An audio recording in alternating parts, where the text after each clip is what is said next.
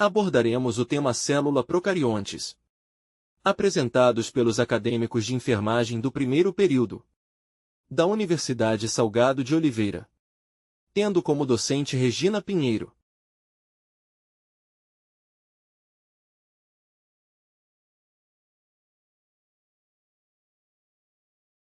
Células procariontes. As células procariontes representam as formas de vida mais antigas no planeta terrestre. Isso faz com que sua relevância seja atribuída a várias razões. Supõe-se que os primeiros organismos capazes de realizar a fotossíntese, que contribuíram para o aumento da concentração de oxigênio na Terra, eram procariontes, conhecidos como cianobactérias. Elas desempenham várias funções essenciais para a manutenção da vida no planeta, incluindo a fixação de nitrogênio, no ciclo do enxofre e no processo de decomposição. Se destacam no campo da tecnologia, podendo ser empregadas na fabricação de vacinas, queijos e bebidas. Principais exemplos de seres procariontes. Bactérias são seres unicelulares que podem existir sozinhos ou em grupos.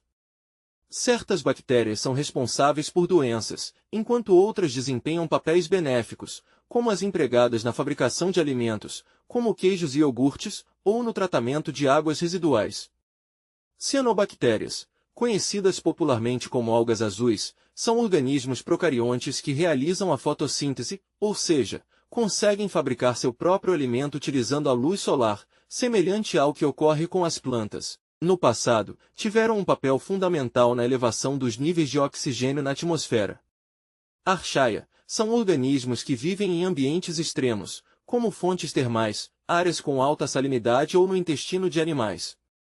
Embora sejam parecidas com as bactérias, possuem algumas características bioquímicas únicas.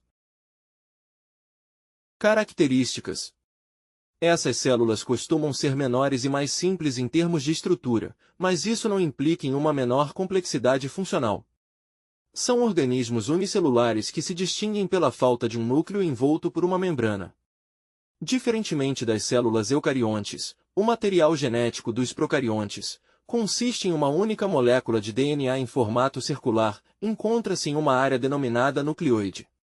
São ausentes de organelas membranosas, como mitocôndrias, cloroplastos, complexo de Golgi e retículo endoplasmático. Pela sua estrutura simples, os procariontes têm a capacidade de se reproduzir rapidamente e se adaptar a diferentes ambientes, o que os torna organismos extremamente resilientes e versáteis.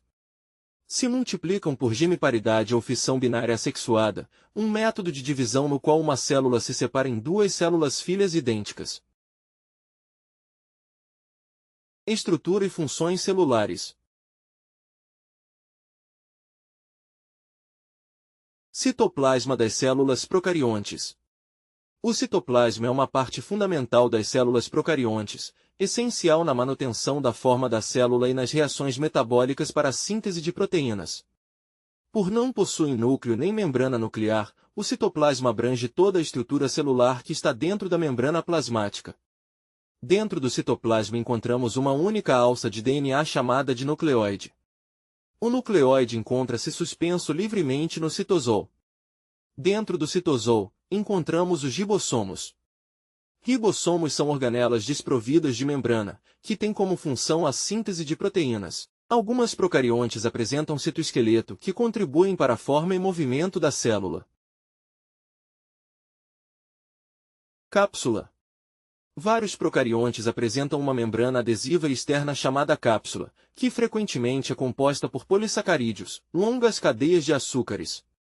Essa cápsula auxilia os procariontes na adesão entre si e a diferentes superfícies ao seu redor, além de desempenhar um papel na proteção contra a desidratação da célula. Para procariontes patogênicos que invadiram um organismo hospedeiro, a cápsula ou camada mucosa pode também oferecer uma defesa contra as reações do sistema imunológico do hospedeiro. Parede celular. As células procarióticas apresentam uma parede celular rígida situada abaixo da cápsula, quando esta está presente. Essa estrutura desempenha um papel crucial na manutenção da forma celular, oferece proteção ao seu conteúdo interno e evita que a célula se rompa ao absorver água. Na maioria das bactérias, a parede celular é composta por peptidoglicano, um polímero constituído por açúcares e polipeptídeos. Já as paredes celulares das arqueias não contêm peptidoglicano, mas algumas apresentam uma substância semelhante chamada pseudopeptidoglicano, enquanto outras são formadas por proteínas ou diferentes tipos de polímeros. Membrana plasmática. A membrana plasmática das bactérias consiste em uma estrutura lipoproteica que atua como uma barreira para os componentes do ambiente ao redor. Essa membrana contém moléculas receptoras, proteínas envolvidas no transporte através da membrana e moléculas da cadeia respiratória, semelhantes às que se encontram na membrana das mitocôndrias das células eucariontes. Fíbrias. São filamentos de estruturas curtas e numerosas, semelhante a pelo, encontradas na parede celular das bactérias. Auxiliam na fixação da bactéria a objetos e superfícies do ambiente. Pili. São estruturas mais longas e menos numerosas do que as fímbrias.